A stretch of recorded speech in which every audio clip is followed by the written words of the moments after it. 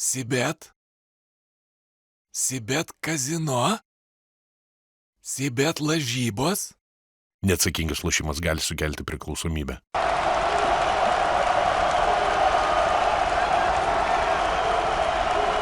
Sveiki visi, Double Dunk podcastas, kurį remia Sibet, skirtas Eurolygai. Sveiki, kurie gal tik šiandien atradot, sveiki prisijungę.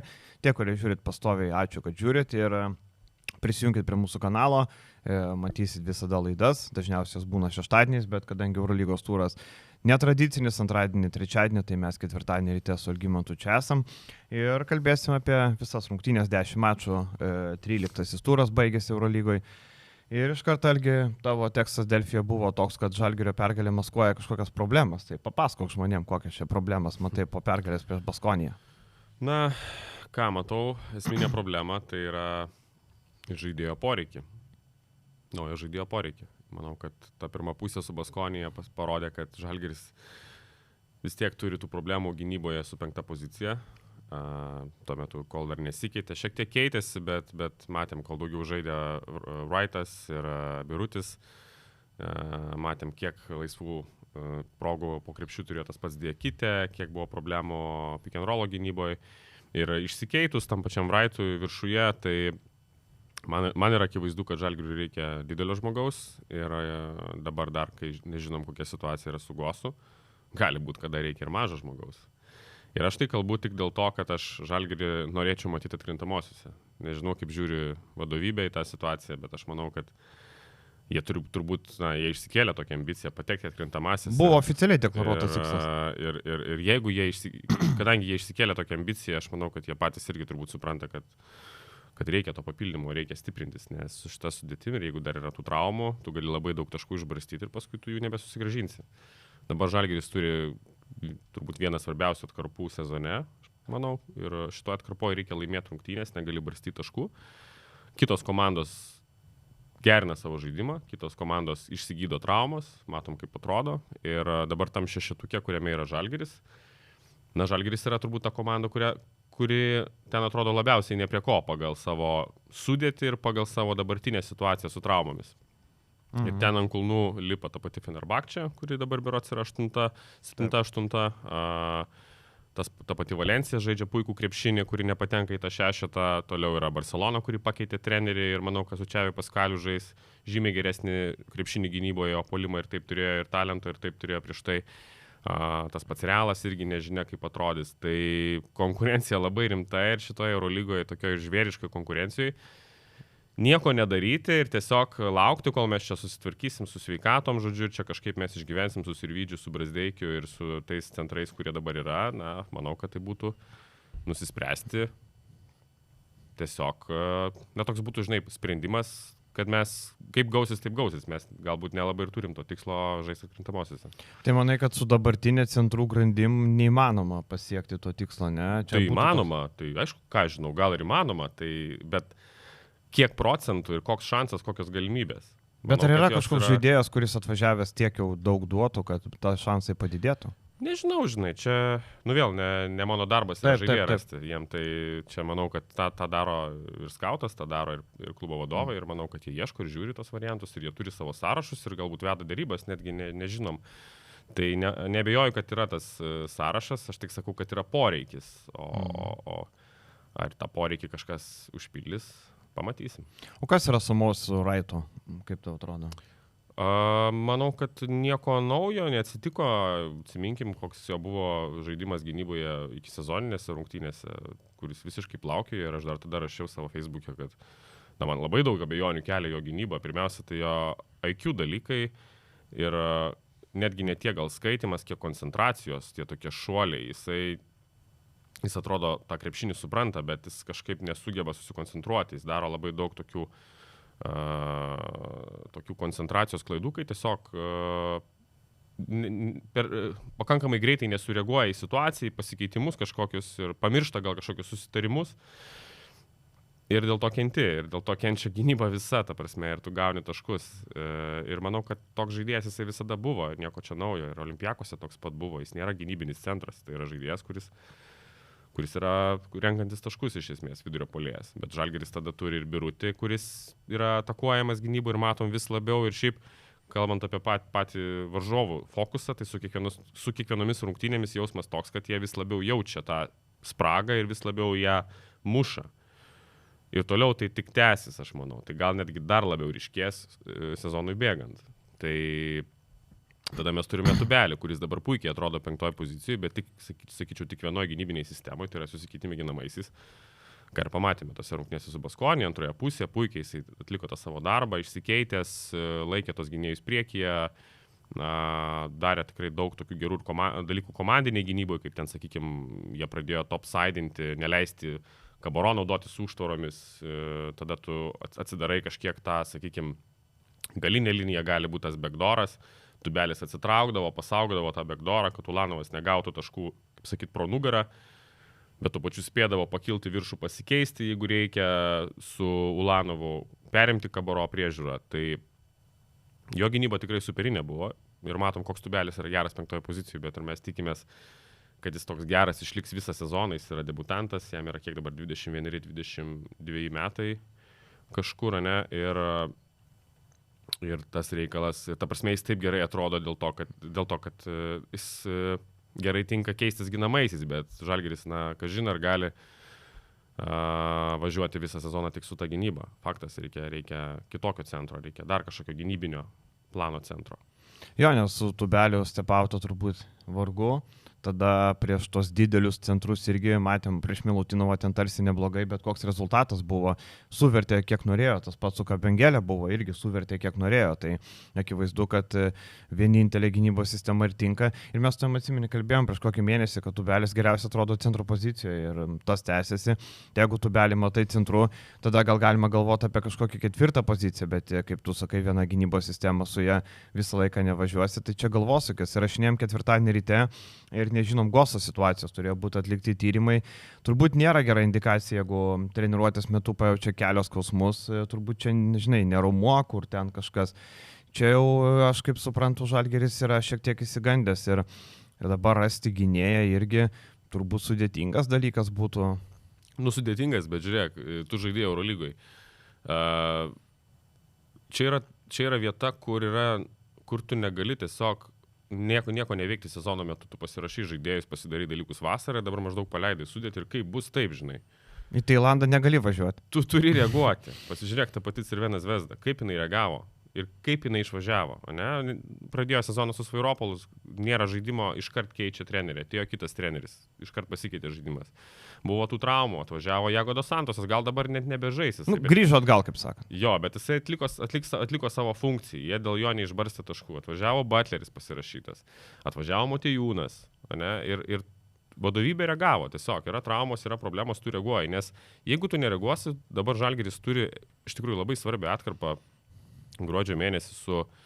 daug namų mačų. Jo, daug namų rungtynių žiūrim, Paryžius išvykoj.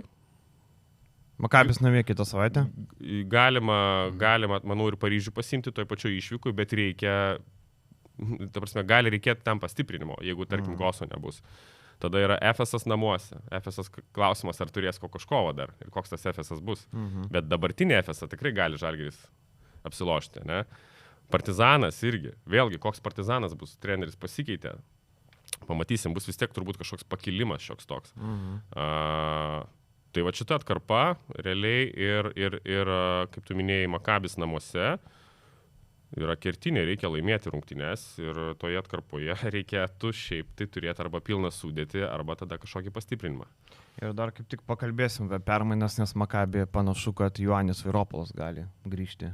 Apie tai kalbama, tai gal kitą savaitę matysim vėl legendinį graikų specialistą prie Makabį vairo. Dar apie tai pakalbėsim, liekant prie Žalgirio. Silvėnius Francisko įspūdingos dar vienos rungtynės, 2 dublės, 32 balai, MVP, ritmų žaidžiantis žaidėjas. Ar tai šiuo metu geriausias Eurolygos gynėjas, o gal apskritai netgi žaidėjas Eurolygoje? Nematau tokio ryškaus žaidėjo, kuris bent jau pastarosius kelis turus taip dominuotų. Tai čia... Buvo Ladžio Bryanto tas dominavimas, ne? Kelis turus, kur jis garino karjeros rekordus. Bet kad taip laikytų komandą vienas, kad taip viskas spręstų ir taip ne tik taškus rinktų, bet ir kurtų kitiem, tai tokio žaidėjo daugiau nėra. Jo, Francisko žaidžia nuostabų krepšinį, yra nuostabios formos, bet vėl aš grįžtu prie to paties, dabar jeigu Gosa nebus, Giedraitis, ką Giedraitis puolime labai neduos ir neaišku, koks jisai bus.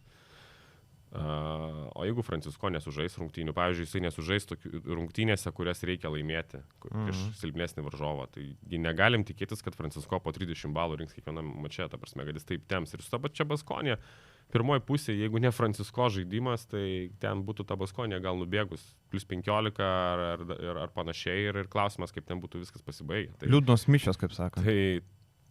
Tai to pastiprinimo tikrai reikia ir čia grįžtų prie to paties, o dėl Francisko, fantastika.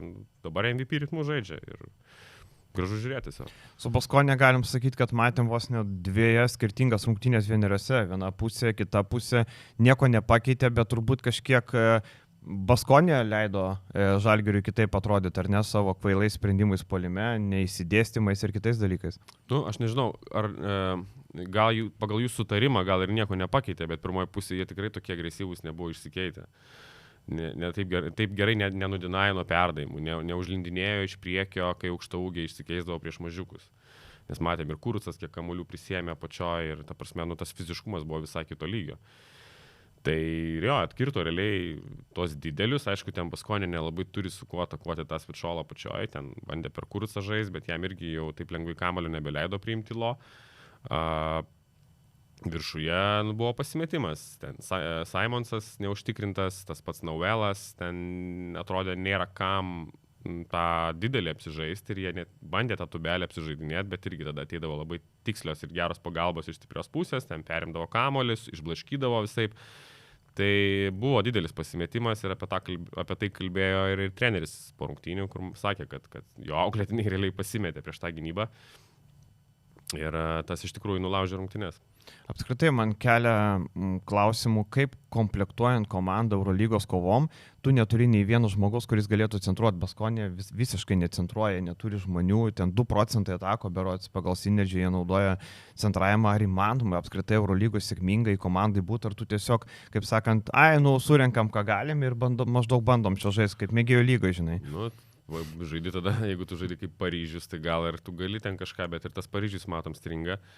Kitas dalykas, gal ir įmanoma, bet tada tu turi turėti ne Nauvelą ir Simonsą, kurie ir ne Dėlo, kuris gali palikti 5 metrus. Būtent, kurie sprendžia tas 1-1 situacijas, tai turi būti geri 1-1 žaidėjai, kurie gali tą didelį žmogų apsižaisti, pritraukti pagalbą ir surasti laisvą metiką. Tai tokių Baskonijai irgi trūksta. Realiai Kaboro yra lyderis, bet Kaboro yra žaidėjas iš kitų. Jam reikia žaisti derinius, iš esmės. Jisai gerai žaidžia greitajame puolime, kur gerai bėga linijas.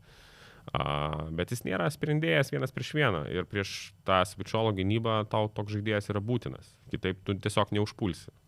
Man Kaboro toksai geros komandos pagalbinės žaidėjas, ne? Kur geroj komandoje išeina, tritaškį gali įmesti, apsiginti gali, nelabai gali būti lyderiu, netgi Žalgirį, tarkim, aš nelabai matyčiau Žalgirį tokio žaidėjo, kai trečios tos pozicijos žaidėjai nėra tokie reikalingi puolime, ne? Kur... Bet pavyzdžiui, dabar labai gražiai žiūrėtųsi. Dabar, taip. Jeigu tokiam Žalgirį būtų toks Kaboro, kuris, sakykime, kažkiek nuimtų... Edgaro Ulanovą, ne?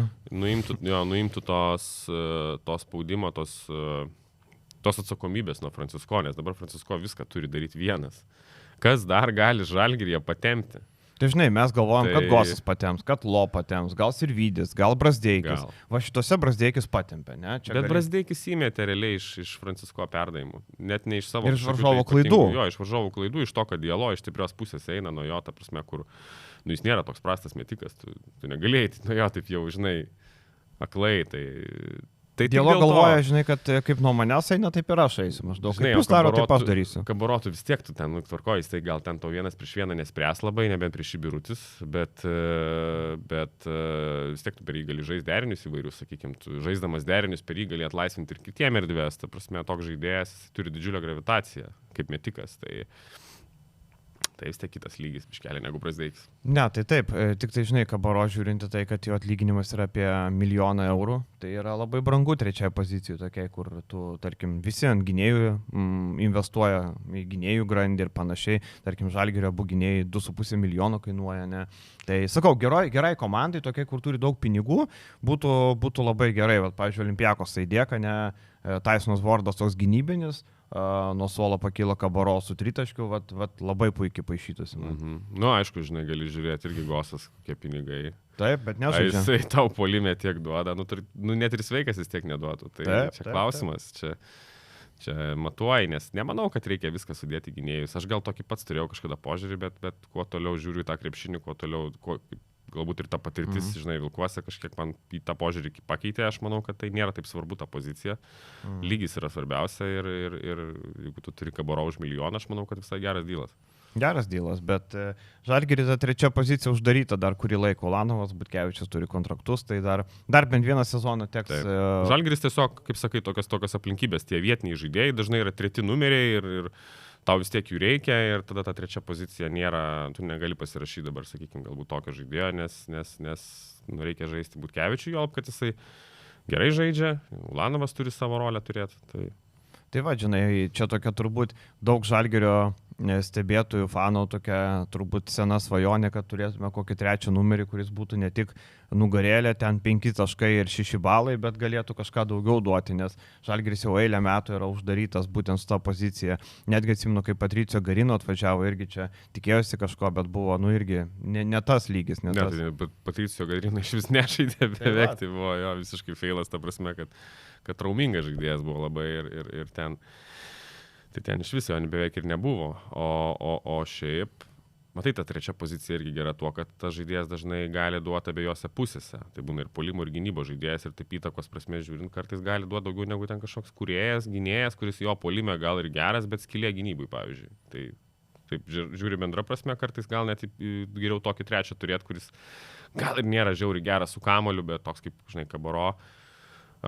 Vis tiek jis tau tų taškų gali pririnkti, dar ir pasigins ir gali kelias pozicijas dengti, tai turi vertę tokie žaidėjai. Tai va dabar tos pertraukėlė yra lygiai savaitė liko, kaip mes rašinėjom. Įdomu, kokie bus sprendimai, ar jų apskritai bus, ar dabar lengva taip kažką pakeisti staigiai, viskas nuo Goso priklauso. Jeigu Gosas krenta porai mėnesių, kokio stiliaus žaidėjo reikia?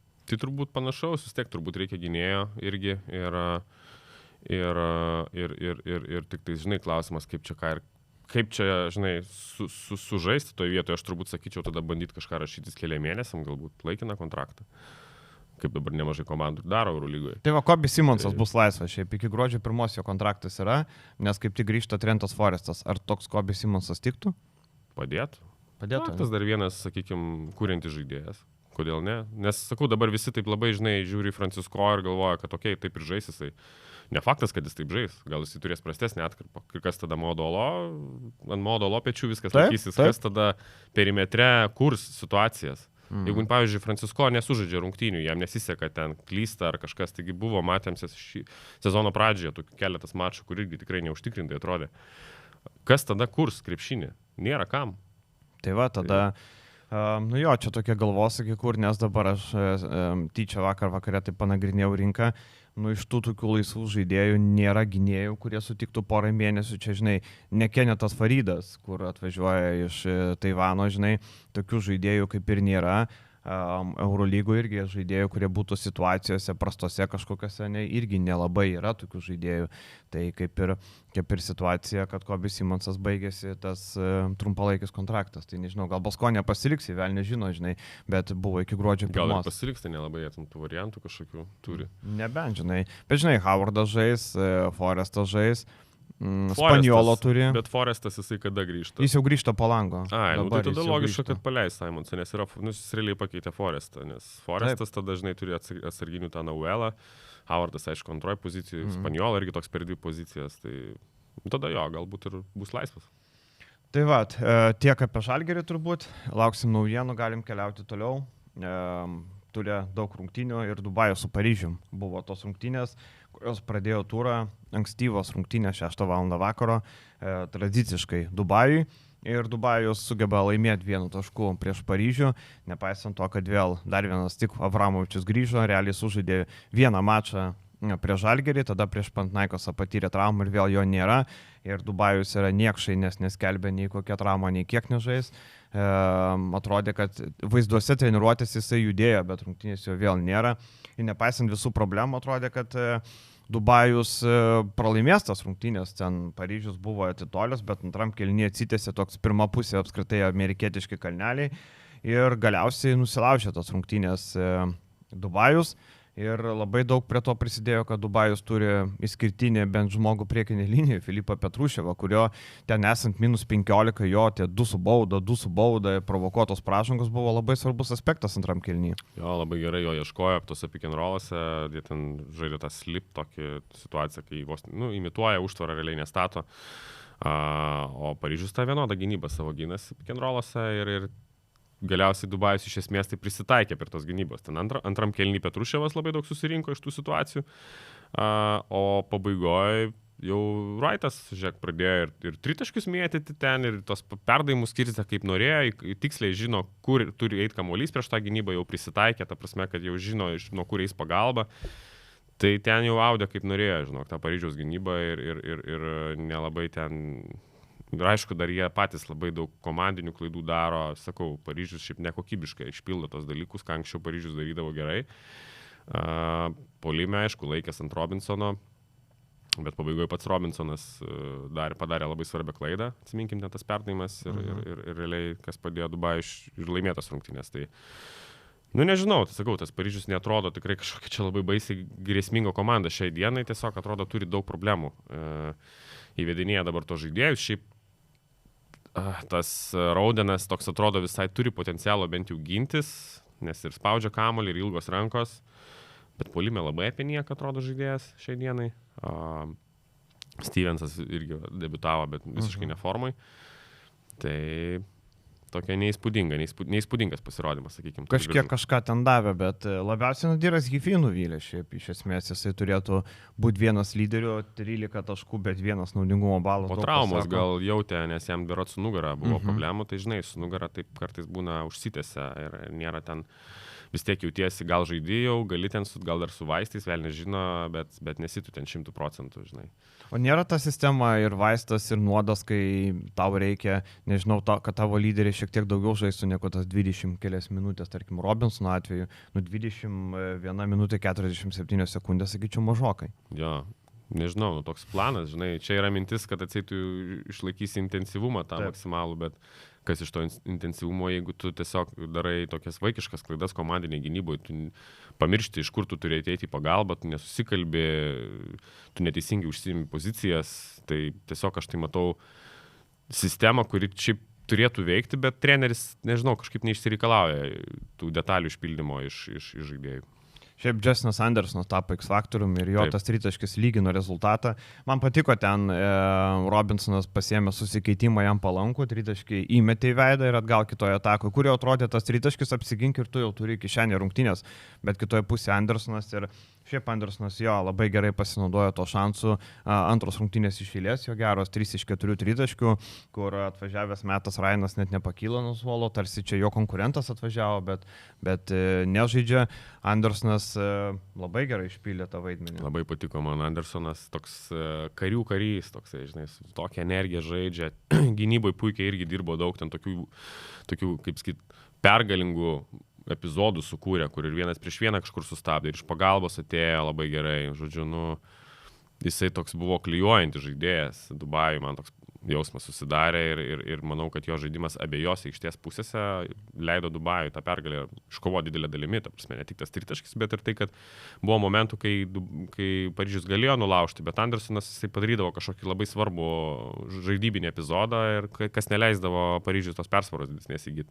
Šiaip įdomu, kodėl Kabengelės galė neišleido, neuždarinėjo rungtynių, ten 4 pražangos buvo, bet visiškai pabaigoje neuždarinėjo rungtynių. Man tai pasirodė, kad Kabengelė truputį pasimetė prieš tą Paryžiaus tokį agresyvumą, truputį taikių dalykai išlindo, kur reikėjo gal protingiau išpasuoti kartais kamuolį, kažkur užsiimti poziciją tikslingiau. Jisai toks vis tiek labiau krepšį matantis, o ten kartais reikia tiesiog protingesnio sprendimo. Ir toks jausmas, kad tose rungtynėse jis nesijautė gerai. prieš tą gynybą. Dar tu minėjai, kaip klubai dirba sezono metu, tai tas pats Dubajus, kiek įsitraukė, žaidėjo Bugelis, Armstrongas, Metas Ryanas irgi nebuvo miegota, nes iš esmės tiek traumų turint.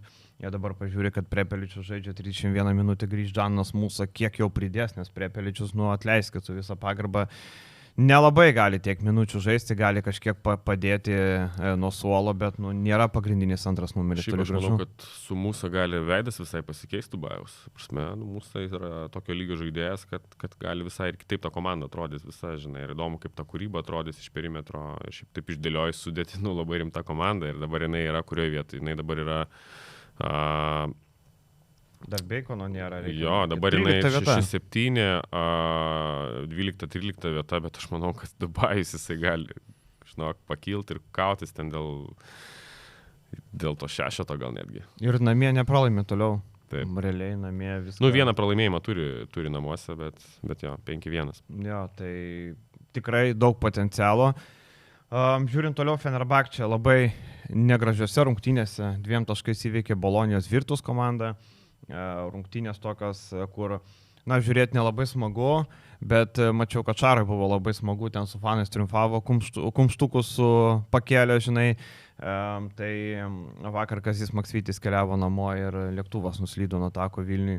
Jis buvo tame lėktuve, tai nelabai maloni viešnagė Lietuvoje, akivaizdu gavo kažkiek laisvų dienų Fenerbahčė, kad spėjo Kazys dar į Lietuvą sukti ir atvažiuoja namo kartą per sezoną ir tokį nemalonų incidentą patenki. Kazė nebuvo legendinėme tame lėktuve, kai Žalgiris iš Madrido berods skrido. Tai bužiūrėk, dar tokias 2 situacijas per gyvenimą nutiktų, tai čia jau yra labai unlucky. Labai. Šaro turbūt nebuvo ten, kaip suprantu, buvo Kazys Maksvytis, tai jisai buvo. Rungtynės tokios, kur vieno metimo rungtynės ir čia jau Virtuso turėjo būti, kaip sakant, laimėjimas, kad jie nukeliavo iki tokios situacijos, žaisdami išvykoje.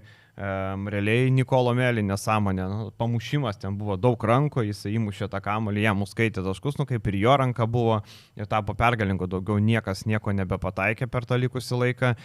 Šiaip rungtynės tokios, kur nublemba. Ir gynyboje, Mėly, klausyk, tu pamušė kamuolį kitoje pusėje, labai gerai išsikeitė ant Edwardso už Dunaino ir išprovokavo pražangą puolime. Tai čia tokie 2 pergalingi epizodai paties Mėly.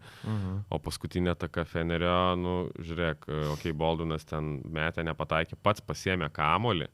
Ir Virtusas per 12 sekundžių nesugebėjo padaryti pražangos. Diufas 3 kartus galėjo prasižengti. Taip. 3 kartus, aš suskaičiavau, galėjo toj situacijai prasižengti, paskui dar 2 kartus, kai irgi pribėgo ten, jau žinai, ir pro jį praėjo žaidėjas. Tai, neįtikėtina tiesiog, ta prasme, ten -2 buvo, ten, ar kiek ne. -2. Tai galėjo tikrai dar ten bandyti gelbėtis, bet nesugebėjo per 12 sekundžių padaryti pražangos. Niekaip nesugebėjo ir tas pralaimėjimas toks. Aišku, Baldvinų tas metimas nuo midrange'o karalius, tai... Ten jo metimas, šiaip Baldvinas gerai atrodė, kad ir tam kelny ten jau realiai tempė ten visas rungtynes. Vienintelis dviženklininkas. Taip, paskui ten jau, man atrodo, per 4-11 taškų įmetė kažkas tokio. Čia tokia visiškai kentėjimo pergalė, abi komandos kentėjo krepšiniai ir Virtusas, nepaisant ten, kad Smailagičiaus neturi, nepaisant visko sugebėjo dar būti tose rungtynėse, nepaisant to, kad ir Edvardsas 0-8 tritaškai. 11 taškų -2 balai, čia Džemelo Moriso vaibas suko į Stambulą. Visiškai ir nieko ypatingo iš tų rungtynių, pasiema tą pergalę, kuri leidžia, kaip minėjom, būti tame mikse, su Žalgiriu vis dar lygiai žengti ir ten pretenduoti geras vietas. Tai turbūt to ir reikia, daugiau aš tokio didelio progreso nematau nei iš Beikoto, nei iš Bostono, iš vis nežaidė, tai jau irgi daug ką pasako tokiose rungtynėse. Hortonas Takeris irgi toks atrodo, Eurolygos komandos jau priprato prie to, kad jisai yra toksai taranas didelis, jau jos žino, kaip neprimena biškelį Dialą. Primena kažkiek, bet jo metimas geresnis. Geresnis metimas, truputį techniškesnis žaidėjas. Aišku, netoks super atletas, ten gynyboje negali, ten stogų dėlioti, chase down, žinai. Bet stilium kažkiek panašus toksai taranas, kaip sakai, verčiasi per tą tokią jėgą, dažniausiai tą dešinę ranką ir toks... Kampuotas atrodo žaidėjas labai. Kampuotas ir nebenugludinsi, čia nėra kažkoks jaunuolis.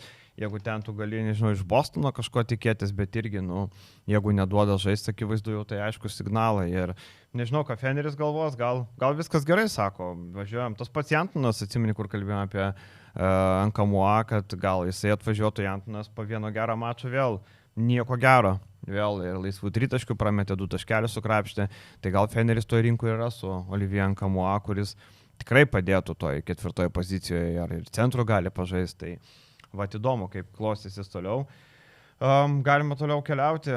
HPL'is pralaimė prieš Madrido Realą 74-75 ir rungtynės tokios, kokio aš nesitikėjau, aš galvoju, čia bus taškalinė taškų, bet galiausiai visiškai kitoks planas, negu aš tikėjausi ir Madrido Realas šį kartą 10 tritaškių įmeta, jeigu prie Žalgirį 2, šį kartą 10, 17 dvitaškių ir 10 tritaškių įmeta. Ir aišku, rungtynė pabaiga viską labai gerai parodo. Realas atkovoja kamuolį puolime, reikia laikyti kamuolį, varžovai subaudos, bet Mario Hezonė sugalvoja, kad reikia iš 8 metrų paleisti nesąmonę, bet visišką nesąmonę. Tada spėjo HPL'is atkovoti kamuolį ir dar surengti tokią pusę velnio ataką, kur Micičiaus metimas labai sunkus, toks desperatiškas, toks susilenkus. Toks. Ten kitoje pusėje Motley buvo laisvas ir paskui, kai negavo kamuolio iš Bryanto berods, skėsčio rankom, tipo maždaug kaip tu taip, nes Motley jau buvo ten 2 tritaškius pataikęs, tai žinai, jau jautė, kad gali. O šiaip jo, apie rungtynės kalbant, vėl kažkaip HPL'o tie gynėjai, nulūžo, Realo tie dideli, Baldė ten, Hezonija pasiėmė labai, šiaip Hezonija, žinai, su visa ta kritika paskutiniam tam sprendimui, šiaip žaidė geras rungtynės abiejose pusėse ir jo gynyba prieš tą patį Bryantą buvo labai svarbi. Tikrai puikiai dirbo, tas pats sakau, Baldė prieš Micičių labai gerai padirbo, ypatingai ten pirmoji pusėje Kampaco tiko gintis prieš Jonesą. Tai jie tokia grinai asmeninė gynyba, tokia fiziškumų realiai tą HPL'į sustabdė ir paliko ant tų 74 taškų, kas šiaip nėra HPL'į normalu, jie ten apie 100 taškų dažnai meta, tai tie tokie užstrigę atrodė. Bet šiaip įdomios rungtynės, ganėtinai tokie swingai, tokios taktinės kovos buvo nemažai trenerių, tai visai man patiko žiūrėti.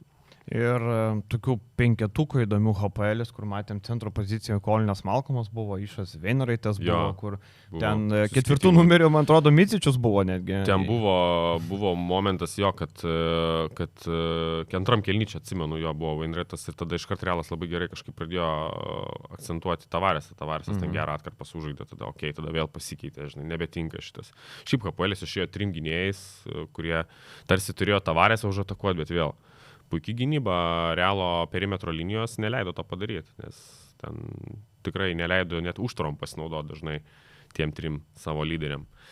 Tai jo, pritrūko kažkaip, aš sakyčiau, galbūt HPL'ui dar kažkokio dar vieno ginklo, tokio gal arčiau krepšio pritrūko, bet aišku, Realo tas dydis yra didelis ir ten po krepšiu sudėtinga yra kažką nuveikti.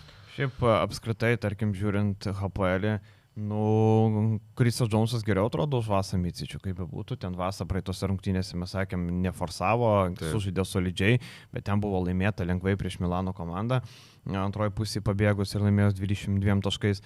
Dabar vėl Micičius, kai reikia, jo vėl nėra ir tritaškai pro šoną skrieja ir vadovavimas neužtikrintas ir pražangų tų prisirinkimas. Jo, gynybai prastai šiaip atrodo. Micičius Žalgirio laikais buvo elitinis gynėjas, ta prasme, ten Šaras jį ten dievindavo, jo tą gynybą, tą gebėjimą nepasimauti ant klaidinančių judesių, jis ten, žinai, atsimenu dar, kai dirbau Lietkabelį, dar Lorenzo Williamsas yra sakęs, žinai, kodėl Micičius yra nerealus gynėjas, todėl, kad tu ten daryk crossoverius, daryk tu, ką nori, jisai kaip toj vietoj stovi, kaip įkaltas, taip stovi, tu niekaip jo nesuklaidinsi, atrodo, jisai prie tavęs taip įeina, ar tave kūną, ta prasme, kūnas prie kūno, kontakte ir tu jo neišjudinsi iš tos pozicijos. Dabar žiūriu, Micičius, prastai gynasi, gal toks jau atprato nuo tos gynybos, vis tiek ir FS jau ten nebuvo taip akcentuojama, tada NBA, žinai, dabar nepanašus man jisai kažkokį tai gerą gynybos žaidėją. Jo, ir turbūt Realo tokiu X-faktorium Gabrielis Dekas tapo, šiaip abiejose aikštės pusėse ir ten 9 taškeliai, 6 kamuoliai, naudingai žaidė ir gynyba labai gerai buvo, savo progas labai gerai išnaudojo, 4-4-2 taškai, tai toks buvo, kur, tarkim, Malėdonas labai nuvylė po įspūdingų rungtynių prie Žalgirį turo MVP, visiškai nieko, kiek čia 2 balai viso labo, jo, nieko nepataikė, 1-9 metimai, visiškai Malėdonas nieko ir jam daug tų tritaškių atidavė, kas yra labai aišku, 1-5, su tuo gali gyventi HPL'is. Tai Realas vis randa ir iškenčia tų, Trejus Laisvas irgi prasčiau sužaidė, vos 5 balai, 2 taškeliai, irgi nerado vietos iš žaidimų, iš vis nei vieno metimo įmetė, kad šį sezoną nematytas reiškinys Trejus Laisvas žaidime.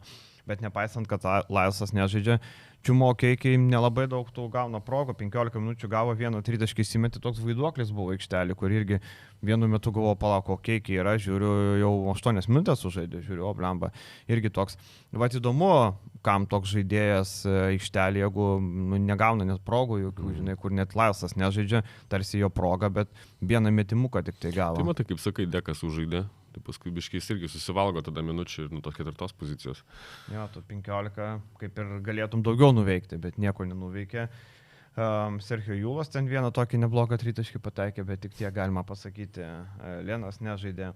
Dar galima pagirti Sergio Jūjį už tai, kad jisai gerai ataudė smegenis, kaip sakyti, Zonį už tą nesąmonę ten pasigavo, žinai, ten tikrai matęs, apstumdė, žinai, ką tu dirbi žmogau, ta prasme, kaip tu sau leidai taip neatsakingai elgtis. Jo, ir čia ne ta situacija, kur Milaknis įmetė, kur ten buvo laisvas, čia absoliučiai ne. Tiesiog laikyk tą kamuolį, ką tu nori. Jis matyt neapskaičiavo laiko, žinai, galvoju. Gal jis pagalvojo, kad jo, kad nedavė naujo laiko, aš nežinau, gal... Ne, jisai turbūt pagalvojo, kad, žinai, naujo ir nereikia, nes ten lieka nedaug sekundžių, jis matyt gal nepagalvojo, kiek liko, galvoju, išmėsiu, kol jie atkovos ir baigsis, maždaug neužteks laiko. Nežinau, kas ten jo galvoja. Nes jeigu, žinai, įmesi baudą, paims taim'autą, tai persikels. Bet ten, žinai, toks keistas momentas, ten aiškiai matęs, kad kamuolys atšoko, nulanko, tas, kažkaip... Taip. Aptimimas kažkoks. Visiškas proto aptimimas. Žinai, geras mačas buvo, čia kaip taip pat buvo prieš Makabį, kur irgi jisai ėjo vietoj to, kad paduotų Garūbai lemiamą ataką, jisai ėjo pats mesti, nes labai geras rungtynės žaidė. Tai Jazonė to tokį, jeigu hero, tai iki galo jau aš darysiu iki galo. Ir šį kartą išplaukė, nepataikė to tritaškio, bet šiaip, o jeigu būtų įmetę HPL'ės, tai Jazonė galėtų, nežinau, galėtų komandos draugai sugerai duoti. Aš rak, žinai, tokį, ką dabar daryti, neįmečiau, ką? O jūs viską pataikėt? A, jūs irgi prametėt. O Tavarėsai, kiek baudų prametėt? Galėtų skaičiuoti, kiek aš sustabdžiau, kiek aš taškų ne... O Tavarėsai 4 baudas prametė. Būtų padėję, ko nesumetė baudų. Galėtų taip sakyti. Kitos rungtynės Panathinaikos laimė prieš Partizaną 22 taškais. Įspūdinga vėl atkarpa, spurtas trečiam kėliny. Šiaip šią savaitę labai daug rungtynių, kur antros pusės komandos atrodo tragiškai. Baskonė prieš Žalgirį krapštė vos taškus, lygiai taip pat Partizanas prieš Panathinaikos 25 taškai per antrą pusę. Ir Željko Bradovičius vakar grįžo namo ir simboliška prieš buvusio komandą pralaimėjo, sako, viskas vyrai, aš out. Taip, nustebino algi toks sprendimas? Aišku, nustebino. Tai mes atsimenė dar čia prieš kelias savaitės galvojom, prognozavom. Kas bus tas kitas treneris, čia Kokoškovas abiem pasirodė, kad tas jau pirmas pasirinkimas, tas artimiausias atleidimas, o žiūrėk dabar per vieną savaitę Mesina ir Željko out. Du Mohikanų Eurolygos. Čia yra crazy, čia atrodo, kad sapnas kažkoks neįtikėtina, kad, žinai, tokie du treneriai vienu metu išeina. Kažkokia tai, galima sakyti, eros pabaiga. Taip tarsi susitarė, pajautė, žinai, kad gal jau mums laikas trauktis ir taip jaučiasi ir iš to, ką jie kalbėjo. Tarkim, Željko ten žiūrėjau konferenciją, kuris ir akcentavo tą, kad jis nesupranta, kodėl šita karta nenori mėgautis, stengtis, kovoti, jeigu atsilieka, jinai maždaug, kad jinai labai pasiduoda ir jis negali tam rasti kažkokių paaiškinimų priežasčių. Ir matyt pats suprato, kad turbūt vis dėlto laikai truputėlį pasikeitė. Ir turbūt Željko nebepamatysim, manau, viskas. Jo karjera baigta, solidus amžius, gali ramiai keliauti užtarnautos pensijos, laimėjo viską, įrodė viską. Nežinau, ar čia jau begrįž kažkur, kaip jis pats ir sakė, jau kada buvo pasitraukęs iš Panathinaikos, kad jeigu eisiu nebent Partizaną. Tam Partizanui duoklį atidavė, atsimenam, kad Željko atėjo Partizaną dar, kai jis žaidė Europos tauriai. Ir Panevėžyje apsilankė, ir ausų gavo nuo Neno Dočanoko. Tai visko yra buvę, tai Željko pagarba ir pagarba, žinai, joks kitas treneris pats nesitrauktų, sakytų, jūs nutraukit mane, aš pinigą paimsiu. Željko garbingai, kaip ir Mesina, Mesina lieka dirbti klube, dar pakalbėsim, bet Željko traukiasi ir atrodo skambutis keliauja ponui Andrėjui Trinkerį. Mozartas savo, kad tai yra realiausias kandidatas. Akivaizdu, pats Partizanė dirbęs, nekartą deklaravęs meilę, ten išbučiavęs ne vieną užpakalį Partizano aplinkai, tai akivaizdu, kad Andrėja Trinkerį Žalgiris, manau, laukia nekantriai, tiesiog refreshina, dabar sėdi Partizano puslapį, nes jeigu Andrėja pasirašo su Partizanu, Žalgiris automatiškai atsilaisvina krūvą pinigų, kurią galima skirti kitiem. Pasakykime, paprastai tai yra apie 100 000 eurų per mėnesį. Aišku, Žalgiris mokės skirtumą, tai turbūt Trinkieri 100 negaus Partizanė per mėnesį, aš abejoju, kad jam tiek mokės, bet kokiu 80, 70, tai bet kuriuo atveju, Žalgiris tą sumą, kurią gaus Trinkieri, skirtumą apmokės ir kitkas liks jiem, tai čia yra game changeris, galima sakyti. Taip, įdomu, pasižiūrėsim. Šiaip, ta sudėtis tokia, gal ir kažką Trinkieri čia galėtų daryti, nes tokia pick and roll orientuota komanda atrodo, tai visai jam kaip ir gal tiktų, net sakyčiau, bet šiaip sunku įsivaizduoti, kaip čia viskas toliau klostysis.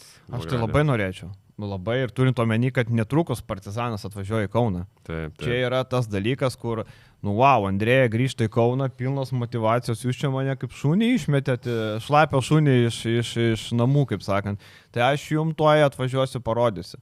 Ir pamatysim, Andrėja formą seniai matėm, kad buvo jau nusimetęs svorio, gal dar geriau atrodo. Spaudos konferencija kokia bus. Tai brolė, Jėzus Marija. Kaip ten, žinai, pasakos dalykus, kaip čia kas, kokia filosofija laukia, žinai. Kokia smegenų plovykla visų, kaip sakyti. Taip, bet žinok, jeigu paklaus ten, kodėl čia, kaip manot, jūs atleido ir panašiai, tai jis gali pasišiaušti. Gali. Dėl tokių dalykų, bet šiaip, laukiam, labai įdomu būtų, jeigu tikrai Partizanas ima Trinkieri. Čia ir Žalgiriui gerai, ir iš karto kitom spalvom Partizanas nusidažo. Nes ta komanda akivaizdu, jinai pasiekė dugno rungtynės su Pau, antrą pusę tragiška, jokių pastangų nuleistus rankos, ten Kendrikas Nanas vakarėlį rengė, galėjo Zefyrus kepti, įsikūręs laužą, ten ką norėjo, tą darė, 26 taškai, 39 balai. Kendrikas Nanas, kai būna rungtynės tokios, kur reikia šiek tiek pastangų, tai jis, kur gauna kontaktų, jis tada jau pradeda nervintis. Čia nieks jam nieko nedavė, jis ką norėjo, tą darė, čia buvo treniruoti absoliučiai Kendrikui Nanui.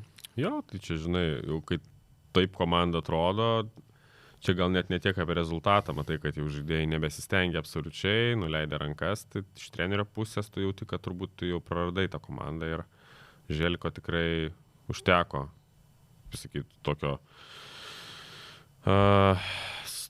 žinai, kad ego nelaimėjo šitoj vietoj, kad ne, aš vis tiek, žinai, nepasitrauksiu, nes, kaip čia atrodys. Ne, tikrai jis pajautė matyti, kad laikas ir gal kažkiek, žinai, gal ir Mesinos tas sprendimas paskatino, nenustepčiau, žinai, kad, žinai, traukimės, tai traukimės. Kartu, kaip sakant. Yra mūsų mėgstamiausias žaidėjas Nikas Kalatis. Kiek jisai gavo velnių nuo Želiko? Man iš vis ten po kelių epizodų, kuris ten pražangas padaro arba praleidžia, kiek jisai velnių atsiema nuo Želiko. Ir sunku žiūrėti. Man tai šiaip labai įdomu būtų pamatyti, ar Andrėja gali prikelti tą komandą, ar gali kažką pasiūlyti geresnio. Kas Hero Ballą žais, man iš karto toks Washingtonas. Tai Washingtonas galės ten Hero Ballą daryti. Washingtonas, kaip laukia Andrėja. Sterlingas Braunas irgi. Francisco istorija, žiūrėk. Padarys iš jo žaidėją. Washingtonas dar Kalikas Džonsas grįž kažkada po naujų. Tai irgi. Bet ko tikrai neprikels, tai Kalatis, o turbūt vis dėlto neprikels. 6 rungtynės žiūriu, 16 minučių. Beveik 17 minučių vidurkis, 2 taškai, 25% 2 taškai, 20% 3 taškai, 1,8 asisto ir minus 0,3 balo. Solidu.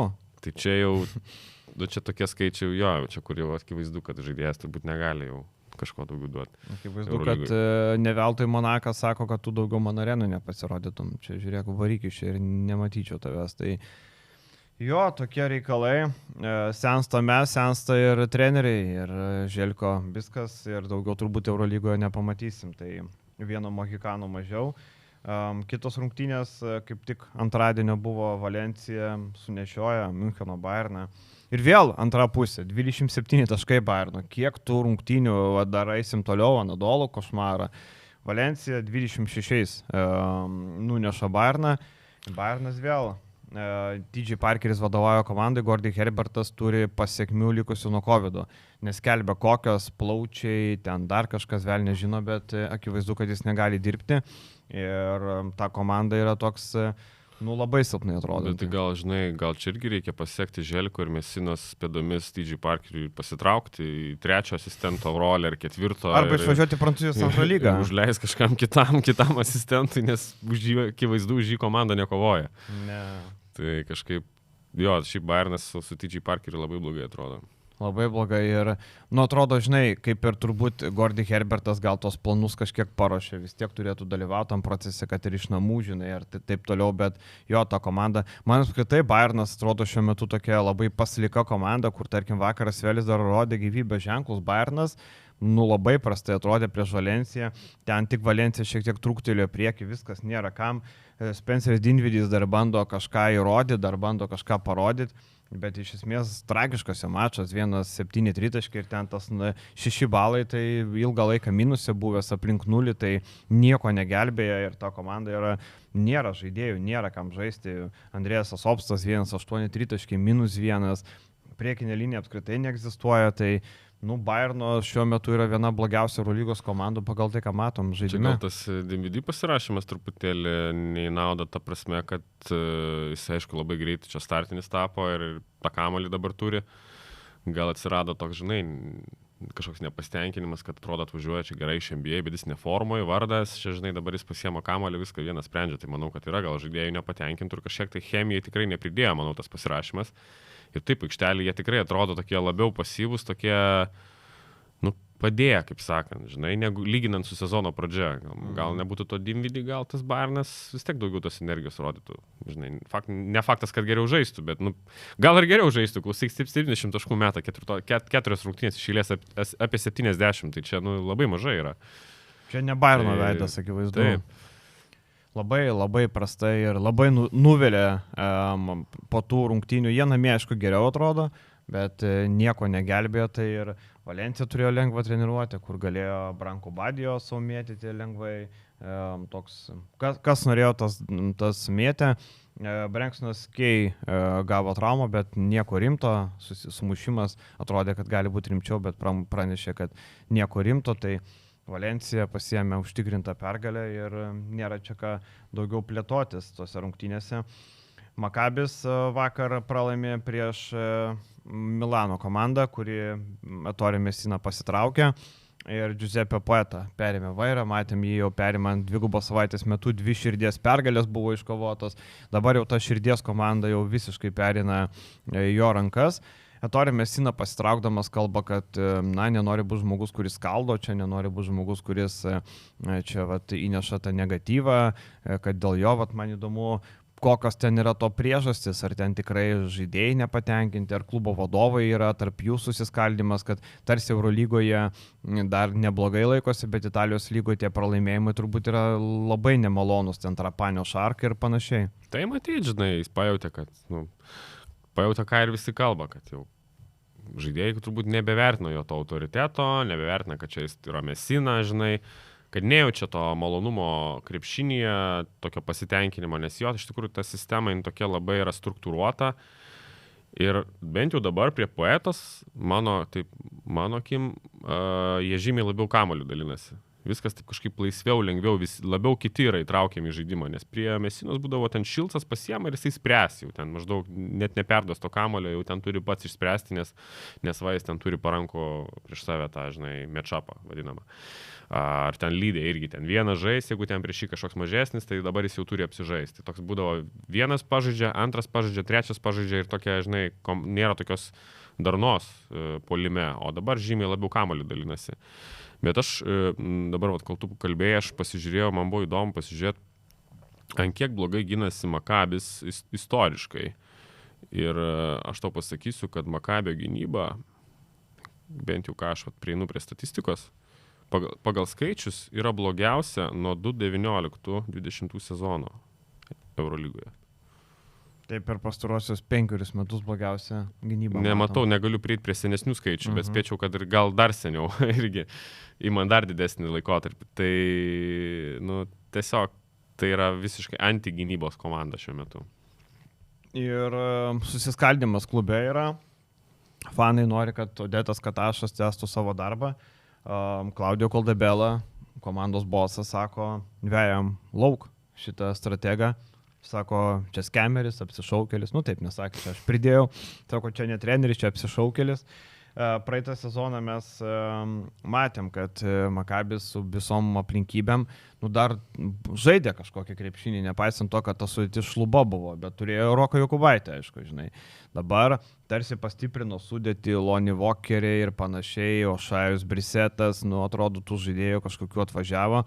Bet tragedija, visiškas košmaras. Jeffas Dautinas iškrito 3 savaitėm, ten matėm, jo nėra, bet ta gynyba, vakar Milanas, šiaip 202 perdavimai, apie ką tu kalbėjai, bet jų agresija buvo kokia, jie metė 24 baudas, labai daug agresijos buvo ir viduj. Tarkim, Džošas Nybau, tas pats Šeivanas Šilcas 216 baudų metė. Šeivanas Šilcas vakar šiaip įspūdingai, 7 kamuoliai, 6 asistai. Šilcas priminė tą Šilcą, senąjį Šilcą, ten kur, atsimenam, būdavo tikrai dominuojantį jėga, vienas geriausių Eurolygos žaidėjų. Tai gražu žiūrėti buvo kažkaip ir atrodo, taip pasižiūrėjau kiek metų, 31 metų, dar atrodo kokius porą sezonų turėtų turėti gerus, žinai, bet šį sezoną, aišku, tos traumas čia biški kankina, šį sezoną netrodo, jis toks šviežias, toks gyvas, jau truputį veteraną labiau primena. Ir aišku, dar, žinai, Makabis neturėjo to, Hordo neturėjo, kuris pagrindinis priekinės linijos žaidėjas, tai Sorkinas ten taškų įmetė, bet per Sorkino pamainą kas ką norėjo, tas tą darė iš esmės, tai labai liūdnai. Joanis Vairopolas, kandidatas perimti vairą. Joanis Vairopolo matėm Makabi komandoje, kada jis čia dirbo 22 metais, Katašas perėmė vairą į Vairopolą, jis dirbo 18-22. Tai kaip ir tas į tą. Nežinau, ar Vairopolas gali čia kažką duoti ar ne. Gal jis tai geriau ginsis truputėlį su Vairopolu, nes, atsiprašau, 125 taškai per 100 atakų, tai čia yra 5 taškais blogiau negu antras blogiausias rezultatas. Tai... O antrą kas fiksuoja? Partizanas. Partizanas. Tai ta prasme, tai yra tiesiog laikų, ką aš mačiau. Ir čia jau ne pirmos rungtynės, sakau, Milanas realiai laisvus metimus metė kiekvienoje atakui praktiškai. Vienas, 2 užtvaros, viskas, kažkas laisvas.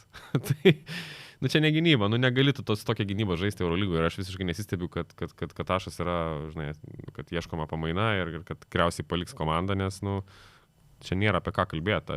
Nebejoju, kad prie Vairopolo jie ginsis geriau truputėlį, nes blogiau jau negali būti. Ir čia vėl reikia turbūt pabrėžti vieną dalyką, kad kaip mes jau esam kalbėję ir aš kitose laidose, kaip komandos taiko laikotarpį, kada keisti trenerį. Arba varžovai geresni, šiuo atveju yra savaitės pertrauka. Tai jiem čia yra auksinis laikas, kada tu gali atsivežti trenerį, kažkiek treniruočių padirbėti, ne į ugnį. Tai Mesinos pasitraukimas Poetos, ten nėra ką, asistentas dirba, nėra naujas. Trinkierė. Galimas atvažiavimo čia Vairopolo, jeigu sutarė atvažiuoja, dar turi kelias dienas kažkokias korekcijas padaryti. Jo, čia labai svarbu, nes šiaip tas tvarkaraštis yra žiaurus ir tas pats Želiko irgi toje pačioje konferencijoje irgi minėjo, kad jo laikais jisai turėdavo daugiau laiko tą komandą ruošti, nes tvarkaraštis būdavo toks, kad tu ten žaidi stabiliai 2 rungtynės per savaitę. Dabargi kas antrą savaitę tu žaidi 3 rungtynės ir jau yra labai sudėtinga tą komandą ruošti, nes tų treniruočių tu beveik neturi. Žinai, tu varai to tokiu konvejeriu iki pat sezono pabaigos. Tai ir čia tą rasti laiką, kad treneris turėtų bent jau kokias kelias dienas normalias įdiegti kažkokius esminius principus, nėra lengva sezono metu. Būtent savaitė dabar yra tam toks išskirtinis laikotarpis ir turbūt geras taimingas darytas permainas. Jo, kitas toks laikas bus, kai paskelbs pertrauką vasarį taurėm. Kitas toksai, tai labai nedaug to laiko ir šiaip, nežinau, vėl Eurolygo, Milanas jau žinojom, kad Poetą pakeis Mesiną, čia buvo skelbta, kad atvažiuoja įpėdinis ir ar po sezono, ar sezono metu taip įvyko, tai čia buvo aišku, bet kitos komandos renkasi tos patikrintus trenerius ir nėra kažkokio out of the box, tu atsidarai laisvus trenerius Eurolygos, kur mes su Olgiu sėdėdami lygiai tą patį sprendimą galėtume priimti, kur Makabis sako, žinom Vairopolo, čia good guy, imam šitą. Tarp kitko labai nemažai kritikos Izraelio spaudoje yra Davidui Blatui, kuris yra patarėjas, ir neva jisai Claudio Koldebela yra pasamdytas, Koldebela yra žinomas kaip geras komandų džemas ir jam neva nebuvo suteikta tiek laisvės, tarkim, priekaištaujama, kad Blatas pasikvietė Omurį vidurio puolėjo. Bet tai aš dabar galvoju, tai mintis tame, kad Blatas kaip patarėjas, jisai kažkokį sprendimą gali dar priimti. Tai neva Blatas turi didžiausią įtaką klubo savininkam, kurie galutinai tvirtina šitos tokia grandinė, čia labai blogai, čia yra vėžinė situacija organizacijoje, kai yra kažkoks patarėjas, kuris turi išskirtinį santykį su savininkais ir apeina tuos, kurie sprendžia, sprendėjus. Tai čia yra panašiai kaip, panašiai kaip būna treneris neturi užtarimo iš vadovybės. Pavyzdžiui, vadovybė turi kažkokį išskirtinį santykį su tam tikrais žaidėjais ir pradeda ant trenerio varyti už akių. Tai treneris yra tiesiog sudeginamas. Tai realiai gali jį tada tą dieną ir atleisti. Tu tiesiog, jeigu tu to nedarai, tu tiesiog pratęsi jo realiai agoniją. Tai čia jo labai toksinė situacija. Tai va, ir daug yra priekaištų, būtent Omurui buvo pasirašytas vietoj to, kad kitą centrą imtų iš NC. Ta Omurui vėliau jie pasirašė dar tą vidurio puolėją, kuris yra paskolintas Lenkijos komandai, kurį Juventusas norėjo iš Dolphinsų, Norrköpingų irgi buvo Blato pirkinys. Toliau Santošas irgi yra Blato pirkinys. Ten yra daug. Santošas yra labai blogai. Gynyboje. Tai yra... Tai yra blogiausiai besiginantis didelis žmogus. Aišku, Koldebelos yra priekaištai, kad Ošai Brisetas yra atvažiavo būtent Koldebelos pirkinys. Dabar, žinai, čia daug gali. Dabar gali jo. Tas pats Walkeris irgi akivaizdu, kad yra. Bet čia bent jau logiškai pasirašymai. Taip. Tiek tas Brisetas ir Walkeris, aš suprantu, žinai, tvarkoju, duosi raktelius, jisai, sakyčiau, dar taip netrodo taip blogai. Puolime jis tą savo darbą visai neblogai pasidaro, jis ten taip nėra to stabilumo, bet jisai tikrai yra agresyvesnis negu buvo Žalgiryje, dažniau prasiveržia ir šitose rungtynėse ten pirmoji pusė tikrai gerai atrodė. Tai jis toks, sakykime, čia ne Walkeriai yra pagrindinė problema tikrai. Ir manau, šiaip su puolimu viskas yra ten daugiau mažiau dar okei. Problema yra, kad ta komanda absoliučiai nesigina. Ir nelabai turi su kuo gintis, nes ir būtent tas rosteris, žinai, tie žaidėjai, aš tu ten, Brisetas turbūt tas, kur geriau gali pasiginti, ne, daugiau ten ypatingai perimetre, tai iš visi skylės yra. Ir priekiniai linijoje, Hordas, o daugiau toliau abudu šitie Sorkinas ir Santošas, tai yra, blogai, jie yra kiauri žaidėjai gynybai. Įdomiausias turo rungtynės bent man. C1 Zvezda priėmė Olimpiakos komandą. 2 raudonai baltos komandos. Ir šį kartą raudonai balta laimi Belgrado komanda. Geros rungtynės, intensyvios, kontaktas, žiūrovoje į atmosferą, viskas, ko reikia geram Eurolygos produktui. Mažiau tokių rungtynių kaip Valencijoje, nežinau, kaip dar kažkur, bet labai gerai. Ir Algis vakar sako, Grechemas čia bus Eurolygos grajokas. Jo, manau, kad bus. Žinai, aišku, kaip jisai įsibėgėjęs klausimas, bet vakar tikrai parodė, kodėl jisai NBA rinko ten po 18 berods taškų, žinai. Talento puolime tikrai daug. Ir čia pirmos rungtynės. Ir tu taip užtikrintai atrodai net ir sprendimus priimdamas ir kurdamas kitiem, tai tikrai kitas lygis truputėlį, tik tiek, kad dar ne formui. Ir aišku, ta gynyba klausimas, kokie bus. Bet šiaip paėmus Zvezdos ginklus, klausyk, ta prasme, perimetro linija, jeigu Grėjamas dar įsižais, tai žiūrėk, tu nuo suolo turi tos 2 Splash Brothers, sakykime, Eurolygos, kaip aš man, tai jie tokie 2 labai panašus. Grėjamas su Butleriu, kurie, žinai, išeina nuo suolo, tave gali tikrai patraukti. Ir sakyčiau, tas perimetras jis jau taip konkuruoja su Hapoelio. Sakyčiau, jeigu jie įeis į formą, jeigu jie tikrai žais taip, kaip jie gali žaisti. Šiaip Zvezda, nežinau, taip žiūriu ir atrodo tikrai komanda, kuri yra galbūt Final Four lygio, ta prasme, labai, labai rimta. Ir žaidimas, ir gynyba, ta prasme, ir sudėtis. Ir kai aš dabar ten savo substekę turiu tą reitingą ir ten yra 3 pretendentai titulą, kurie nelabai keičias, tai yra Hapoelis, Olimpiakosas ir Monakas, tai dabar pradedu galvoti, kad yra dar ir 4. Ir šiaip Jordanas Vora, kiek irgi nematėme pastaruoju metu, vakar jisai buvo esminis faktorius. Jo vakar žaidimas buvo tikrai, matom, kiek jisai universaliai, kaip Anadolu nemokėjo jo išnaudoti, turbūt tai reikia pasakyti. Būtent, jisai Anadologi daugiausiai žaisdavo, man atrodo, 3 pozicijoje, bet tada jis neturi persvaros, fizinės tos persvaros, kurią turi žaisdamos 2 numeriu. Ir vakar ta fizinė persvara, kaip ir tada prieš Žalgirį, buvo problema, su kuria tu negali susitvarkyti. Tai yra 2 metrų plus 2 numeris, tokiu fiziškumu, ta prasme, kuris tada eina kaip tankas, dar turi tą metimą neblogą, gali susikurti erdvę, tada sunkiau yra uždengti mažesniam žaidėjui. Žodžiu, jo, 2 pozicija yra, atrodo, ta, kuri jį atrakino. Ir dar atrodo aukštesnis kaip plaukų, toks pokštas didelis, dar didesnis atrodo Voras, šiaip jo įspūdingai. Ir vakar, ten Tyleris Dorsey irgi nėra mažas, bet jo liaunas toks. Liaunas, Tyleris Dorsey. Ne, jis ir šiaip nedidelis yra, tai Kiek palauk, Dorsi ūgelis, 1,96 m irgi, nėra mažas, bet jisai liaunas, Liaunas, net stovėjo tose dvikovose ten. Jo, ir dar McIntyrą pridedi, kuris išeina, duoda kūrybos, duoda tos energijos, ten tritaškis jo yra problema, bet su tokia gynėjų grandim gali daug nuveikti, reikia turėti omeny, kad grįžti centrai, tik man dabar klausimas, ar nublemba, o Dželėje centrų yra sprendimas, yra įmas tuo arkliu, kaip sakant.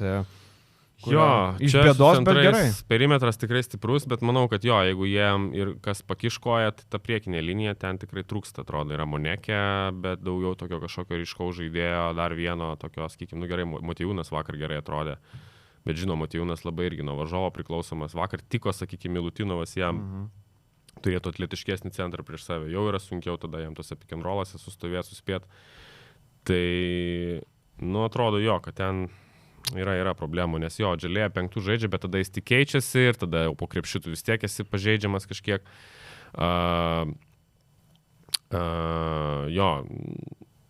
Jo, priekinė linija yra trūkumas Zvezdos, bet šiaip tas perimetras, įspūdingas tikrai.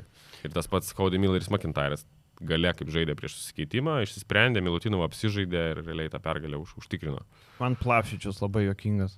Vakar jo išskirtinis epizodas, ta grubi pražanga prieš Dontai Holą, ta tokia, kur, toks, kur atrodo Medkirtys išėjęs, kur iš bėdos Plavšičius čia tikrai nebūtų serbas, nebūtų šitoje komandoje per niekur, akivaizdu. Šiaip Olympiakosas, Dorsiai patraukia, tikrai be Dorsiai šitą komandą labai liūdnai atrodytų toj gynėjų grandy ir Olympiakosas neveltui ieško dar vieno žaidėjo, kuris galėtų 1-1 žaisti gerai, nes labai to trūksta. Evanas Fournier bandė ten savo tais akrobatiniais tritaškiais traukti, ten porą. Man tai labai nepatiko, kaip Fournier žaidė. Pradėjo gerai, sumetė kelis tritaškius, bet realiai ten iš pagalbos labiau ir tada jis pradėjo mėtyti visiškas nesąmonės. Viską, akrobatinius tokius. Toks atsivaro, gauna tą užtvarą. Žinai, net nebando aštrinti, iškart trenkia ten iš 8 metrų tą tritaškį, nepataiko ir taip tokius, nežinau, kokius 3-4 išsimetė, kur tikrai nebuvo protingi metimai, forsuoti. Ir toj lemiamoje atkarpoje, nelemiamoje, bet toj svarbioje atkarpoje, kai Olympiakos grįžo, jis sėdėjo ant suolo. Tai be jo iš esmės tada ir pasidarė tą labai gerą spurtą su Dorsiai, su Vezenkovu, to pačiu, kurį sakyčiau, Monekė, nuo pat pradžių labai jau taip paleido, atsimenam, ten vos ne viena pirmųjų atakų, ten derinys Vezenkovui, Monekė kažkur užstrigęs, pamiršęs, tas išbėga laisvas tritaškį metą, ta prasme, tai tu negali tokių klaidų daryti su Vezenkovu. Tai Vezenkovas pajuto žaidimą ir paskui jau visas rungtynės jisai užtikrintai taip labai, kaip Vezenkoviškai, be jokių klaidų, realizavo, ką jam duodavo gynyba, bet kokias klaidas baudė. 29.8 kamuoliai, 28 balai, tikrai labai geras pasirodymas. Kostas Papanikolavo 21 minutę, matėme, įtrenkė tą vieną tritaškį, bet daugiau ką jis veikia aikštelį. Čia vėl Olympiakosas bandė spręsti 3 numerio problemą, kad, paimsim Tysoną Wardą, Papanikolavo bus toks pagalbinis, bet ta 3 pozicija vis tiek yra tokia pusiau probleminė, sakyčiau. Jo, Wardas net ir antrų, šiaip sakyčiau, daug žaidžia, toks turėjo gal free and D žaidėjas būti, bet atrodo, jis kaip 3, jam trūksta dydžio paprasčiausiai. Tai jie realiai 3 dažnai su Fournier žaidžia. Ir tada turi Papanikolau, dabar nebuvo Makisiko, kur, sakykime, nuo suolo pakeltų, bet jis irgi toks kaip ir undersizas, jis toks labiau antro. Plius jau veteranas labai. Veteranas, tai to tokio, išreikšto 3 numerio nėra. Jo, ir ta problema matosi ir Papanikolavo 21 minutę, gerokai per daug ten. Ten su juo toj atkarpoj bandė tada grįžti, kaip tik jam būnant aikštelėje, galiausiai vis tiek kažkiek perlaikė jį, nebuvo jis nei puolime, nei gynybai pastebimas. Tai tokios, bet nieko nepasakysi, 2 gerų komandų dvikova čia buvo, nieko nepridėsi, 2 pretendentės į finalo ketvirtą. Ir Gaisnas Zvezda grįž dar Bolombojus, tokio centro kaip tik trūksta, kur užmeti porą kamuoliukų, dėjimą ir gali daug dalykų padaryti. Netokios smagios rungtynės ir vėl žiūrim į 23 taškai per antrą rungtynių pusę, Anadolo yra suniokota Monake, tiesiog 66-102 ir rungtynių istorija tokia, kai pirmą pusę Anadolo dar pataikė 3 taškus, dar kažkiek laikėsi, antroje pusėje 3 taškų nebeliko, apskritai 3 kėliny žaidimo taškai buvo 6 minutės nesugebėjo pelnyti ir Monakas nuvažiavo 52-23 antrą pusę. labai liūdnai atrodė Nadal ir kaip tą feikinę pergalę tokią pasiėmė prieš Barceloną prieš savaitę namie, tai dabar taip pervažiavo, kad, man atrodo, grįžus namo ten skelbiama paieška, kur yra dingę tie žaidėjai, net pažinti kūnai rasti Monake, nes blemba, toks pažeminimas ir pats vaizdas, žinai, tas išeina Monako atsarginiai, Makundų išeina, žodžiu, išėjo į puotą visi, kas galėjo. Papatavo, visi pelnė, Mičenių nepelnė taškų, vienintelis, bet, labai liūdnai, Nadal, labai liūdnai. Ne, tai bet svarbiausia, žinai, kad ten tampai tuos savo pagrindinius apie 30 minučių, kai tave dedant 20-30 taškų. Bet nieko leisti jau, žinai, jau ten jau. Kodėl? Tai tu antroji pusė tave daužo, tai tu leistum tuos visus Svaiderius, ten Jonesas, matau, 8 minutės žaidė, tai tegul žaidžia, kodėl tu su jais nežaidži? Tai kam jie pasirašyti? Tas Joneso pirmas man komiškai atrodė, tik išleido Jonesą, nes Dezeras prisirinko tų pražangų, išleido Jonesą pirmą ataką, jis bando gintis, va taip sulenkęs ranką, pys baudą. Antroje atako vėl gavo kamuolį, vėl jisai bando ten vėl pys baudą, jisai per 35 sekundės 2 baudas gavo ir abiejų metimo metu. Tiesiog, tu matai, paleistą žmogų, nebelaikyk tu jo, sakyk, ačiū, Jonesai, važiuok į G lygą ar kur nori, važiuok, nežinau, kam čia reikia centro, į Neptūną, važiuok į Neptūną, Neptūnai būtų spalvotas gal, ne? Tai aišku, ne, bet, žinai, jeigu rimtai, tiesiog aš manau, kad tai dabar, žinai, jau lengva ir sakyti, aišku, kad Jonesas nepažaidžia, bet jis kokios jis iš vis formos, kokio ir ritmo, jis yra naujokas, tu turi jį apsižaidinėti, jau to nepadarėjai, dabar jau viskas, jau aišku, dabar jau tik paleidinėti belieka. Ten jau reikia, tai reikia keisti kažką, rašyti žaidėjus, nes realiai tu ten turi 6 dabar žmonės, aišku, tų traumų yra. Ten yra visiškai, atrodo, tokia palaida bala ir nelabai kuo šviečiasi, nes ir tie dabar, kurie liko 6-7, irgi varo ten po 30 minučių ir klausimas, kiek jie varys, žinai, ir nebus kokios traumos, dar vienos iškris koks osmany, ką tada darysi, žinai. Šiaip man geriausias epizodas Nadalo tai Vinsanas Poirier ir jo grandinėlės.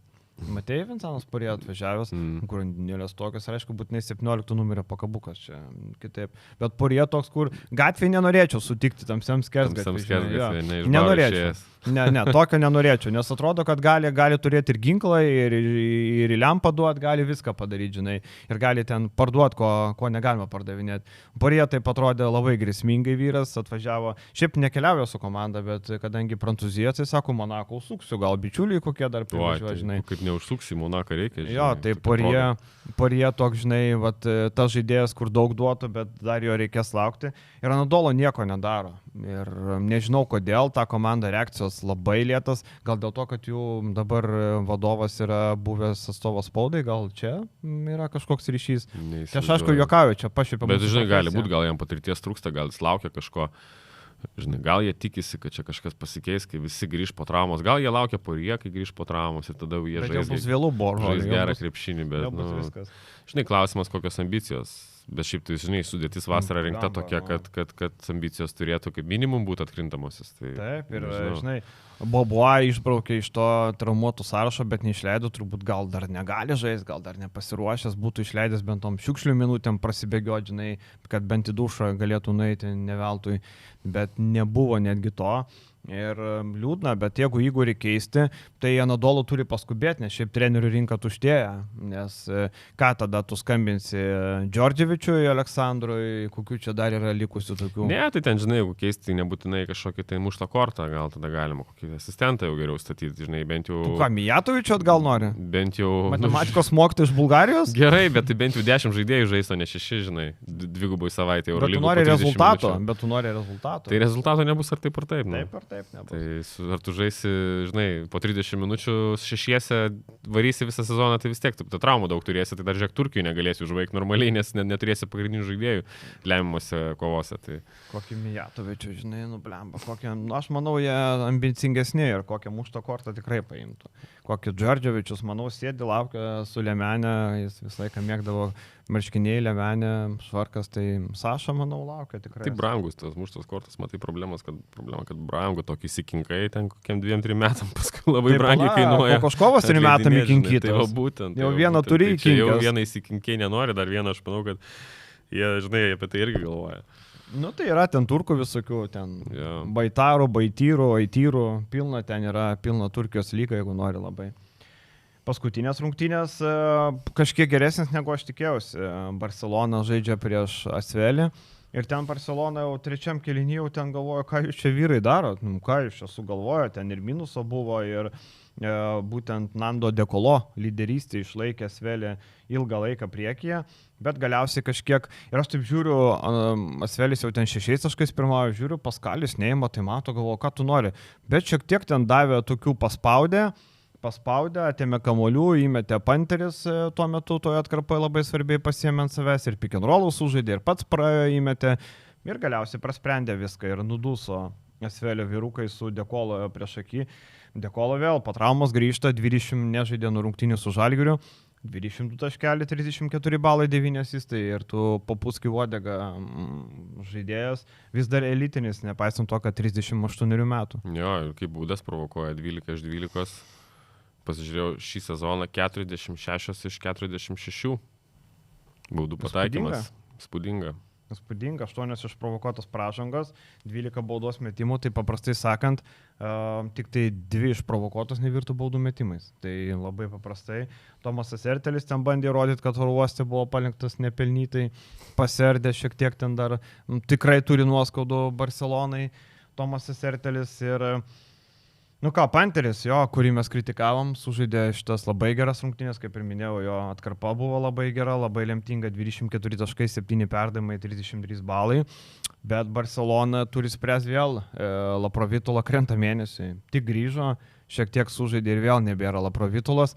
Ir turbūt vėl reiks konstatuoti, kad Laprovitola kris iš to aukščiausio lygio, nuo tos traumos praeitą sezoną visą praleido dėl sunkios traumos, dabar grįžo trauma, vėl grįžo vėl trauma.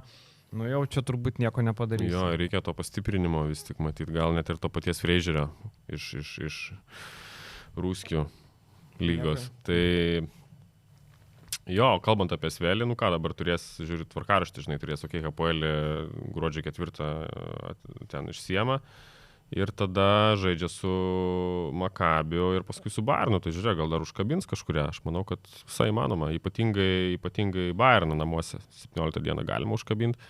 Ir kažkaip man taip ir atrodė, De Colo grįž, tai tas polimas jau truputį pasitvarkys, bent jau yra vienas kuriantis žmogus, o gynyboje, jie nėra tiek tragiški šį visą sezoną, jie tokie, sakykime, taip gale yra, bet pagal tą reitingą, bet nėra, ne Makabio levelis, tai tai jie ten gali namuose užkabinti.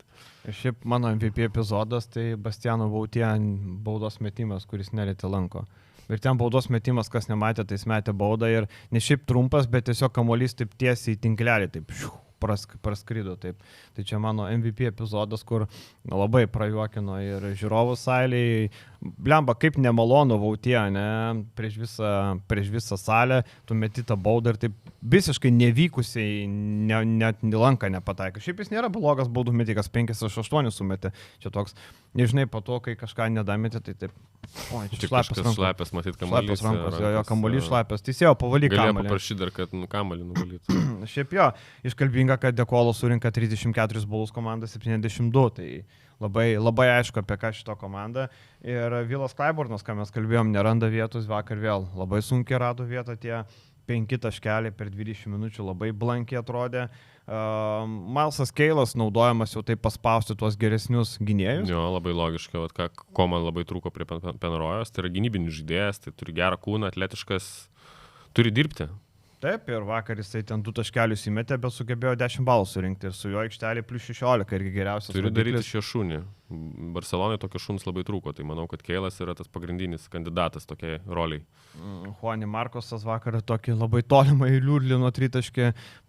Daug negali tikėtis iš tokių žaidėjų. Man atrodo, kažkiek ir turnikė Šengelijai mažiau davė žaisti, turint omeny, kad šiandien Šengelija jau su Sakartvelo apranga žengs ant parketo, tai irgi turbūt yra kažkoks aspektas, gal šiaip Veseliui nesusiklosti rungtynės, anksti baudų prisirinko ir Nangomesu labai nesisekė, ten iš tokių paprastų padėčių nepataikė, pametinėjo kamalį ar dar kažkas. Tai tokios rungtynės, kur viskas turbūt nieko čia daugiau nebepridėsim ir 13 turų prabėgo, kitą savaitę 14, o mes ką su jumis atsisveikinam, ačiū, kad žiūrėjot ir kitos savaitės. Iki.